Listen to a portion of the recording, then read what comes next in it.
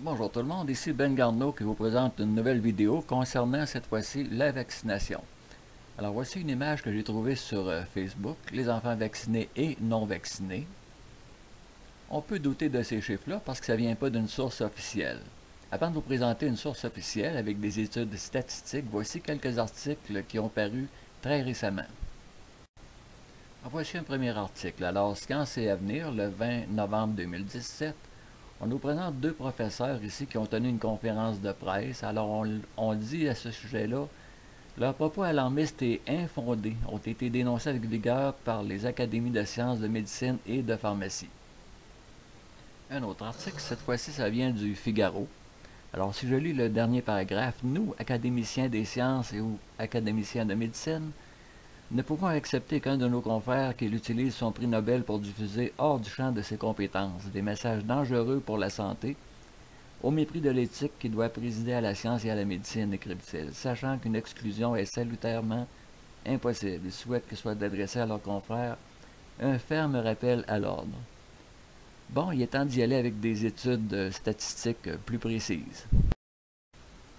En faisant mes recherches, je suis tombé sur une étude qui date de 2017. Alors, c'est signé par une gang de professeurs et de scientifiques spécialisés dans la médecine. Alors, il s'agit des enfants d'âge scolaire non vaccinés et vaccinés. Une étude comparative des enfants de 6 à 12 ans aux États-Unis. Alors, si j'essaye de traduire le petit paragraphe qui est en bleu, maladie chronique, on parle ici de... Les enfants vaccinés étaient significativement plus touchés que les non-vaccinés. On parle ici d'allergies, 10,4% contre 0,4% pour les non-vaccinés.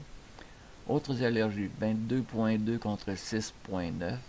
Eczéma, 9,5 contre 3,6. Si je continue. Learning disability, difficulté d'apprentissage, 5,7% contre 1,2%, etc. Évidemment, j'ai pas tout lu le rapport au complet, mais j'ai été à la conclusion. Alors, NDD, qu'on voit souvent dans la conclusion, ça signifie désordre neurodéveloppemental. Ce que je remarque le plus, c'est que c'est le début de la conclusion. L'évaluation des effets à long terme du calendrier de vaccination sur la morbidité et la mortalité ont été limitées. Alors, on a mis ça moins pire que ça ne l'est en réalité. Si je lis le deuxième paragraphe, la vaccination est également restée significativement associée à NDD, des désordres neurodéveloppementaux, rappelons-le, après avoir contrôlé pour d'autres facteurs, alors que la naissance prématurée, etc. Donc, la vaccination est liée au désordre neurodéveloppemental. Et si je continue à lire, premièrement, je suis rendu à la fin de la conclusion, là, premièrement, des recherches supplémentaires sont nécessaires afin de reproduire des études avec des échantillons plus grands et des modèles de recherche plus solides. Ensuite, seconde, à la réplication, les facteurs potentiellement préjudiciables associés au calendrier de vaccination devraient être identifiés et traités, etc.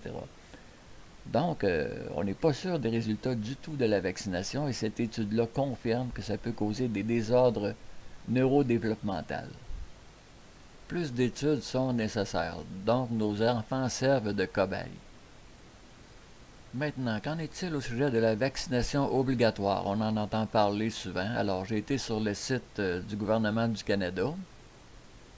Et voici ce qu'on peut lire à la fin. Le numéro 4, c'est écrit dès septembre 2019. Le programme de vaccination scolaire contre la méningocoque du Manitoba sera offert à un niveau plus avancé. Aucun enfant ne ratera l'occasion de se faire vacciner.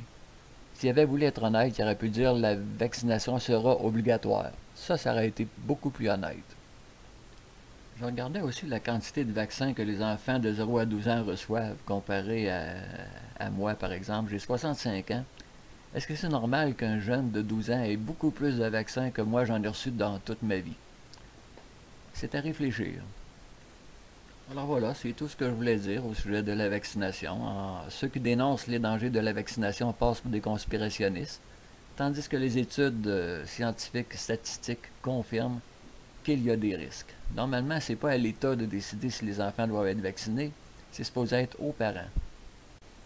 Évidemment, laisser le choix aux parents, c'est priver les multinationales de la pharmacie et de la vaccination, c'est les priver de millions et de millions de dollars, mais C'est un choix de société à faire. Alors, je vous remercie de votre attention et je vous dis à la prochaine.